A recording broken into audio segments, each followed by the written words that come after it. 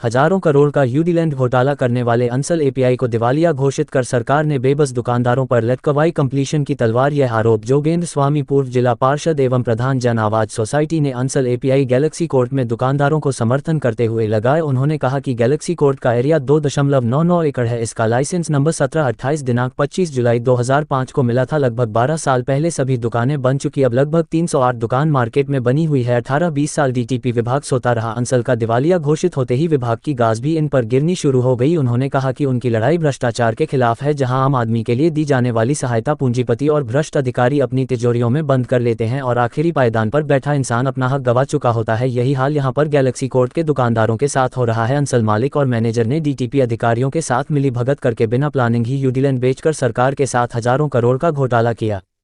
आपने पीछे देखा, हम लड़ाई लड़ते रहे अंसल की, उसमें यूडीलैंड का मामला हमने उठाया।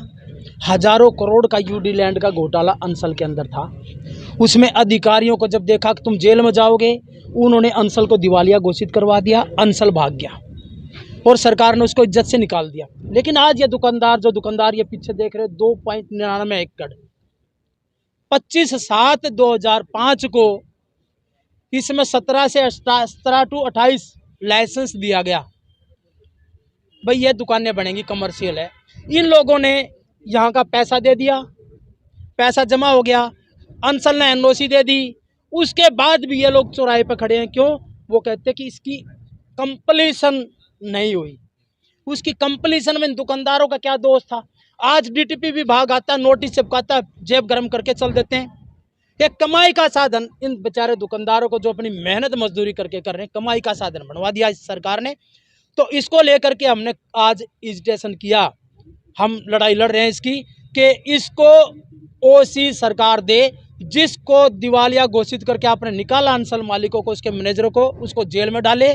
यहाँ की ओसी जारी की जाए ताकि ये लोग इनकी मलकियत बन सके। किसी ने अपना कारोबार बढ़ाना, लोन लेना और करना है तो वो तभी होगा जब यहाँ की कंप्लीशन होगी, दुकानदार मालिक बनेंगे।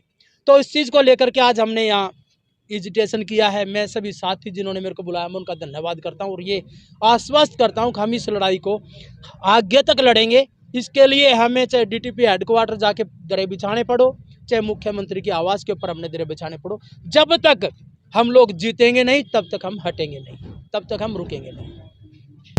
गैलेक्सी कोर्ट मार्केट में हम लोग इकट्ठा हुए हैं। तो इकट्ठा होने का हमारा मेन कारण ये है कि हमारे अंसल के गैलेक्सी कोर्ट मार्केट की अभी तक ओसी नहीं आई, जिसकी वजह से सारे दुकानदार परेशान है कि भी कल को हमारी मार्केट सील ना हो जाए। तो उसके लिए हम लोग इकट्ठा होकर सरकार पे आवाज़ लगा रहे हैं कि इसकी ओसी दी जाए ताकि रजिस्ट्री करवा सकें। हम एक लंबे समय से लड़ रहे हैं और जब ये लड़ाई हमारे आर पार की होने की बारी आई और हम पूरी नहीं कर पा रहे थे, तो क्योंकि हम जानते हैं कि स्वामी जी अलग अलग जगह पर भ्रष्टाचार के खिलाफ ही लड़ाई लड़ते हैं, तो हमने इन्हें अप्रोच भी किया। इन्होंने पूछा कि भाई तुम्हारे यहाँ क्या झगड़ा चल रहा है। हमने इन्हें डिटेल बताई। डिटेल इनके पास ऑलरेडी भी थी, क्योंकि इनका काम ही ये है कि हरियाणा में जहाँ भी कोई करप्शन हो, खासकर जिस इलाके में रहते हैं, पानीपत की किसी भी करप्शन में, ये बढ़ चढ़कर उसको बंद कराने के लिए भाग लेते हैं। तो मैं जनरल सेक्रेटरी होने के नाते स्वामी जी का तहे दिल से और सारे मीडिया कर्मियों का तहे दिल से धन्यवाद करता हूँ, क्योंकि मीडिया की ताकत RWA की लड़ाई में हमने देखी है कि मीडिया अगर साथ खड़ा हो तो बात सही सही ढंग से सही कानों तक पहुंचती है। जहां विधायक जो हमारे साथ हैं, लेकिन चंडीगढ़ में ये बात पहुंचाने की जो जिम्मेदारी हमने अब समझो स्वामी जी के कंधों पे डाली है। हम तो लड़ ही रहे हैं, हम तो अपने लिए लड़ रहे हैं, स्वामी जी सबके लिए लड़ रहे हैं। और आप मीडिया वाले हम सब के लिए एक जागरूकता का काम, लोकतंत्र के अंदर मीडिया की अपनी एक पहचान है, अपनी एक ताकत है, उसका आप सहयोग दें। धन्यवाद। Thank you.